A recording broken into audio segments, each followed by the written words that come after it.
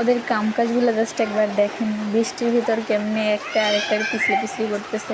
আসলে এই বয়সগুলোই মজার, ওরা বড় হয়ে এক সময় এটারে মিস করবে। আমার নিজেরই তখন মন চাইতেছিল ওদের সাথে যে জয়েন হইতে, কিন্তু আমি যদি এখন ওগুলাকে যে এইগুলা করি আমারে আর ঘরে রাখতে না, তবে তুই এত বড় হয়ে তুই পোলাপানের লাগে এইগুলা করো। কিন্তু ওইগুলো দেখতে অনেক ভালো লাগতে আছে, আমার সত্যি মন চাইতেছে ওগুলাকে যে এইগুলো করতে।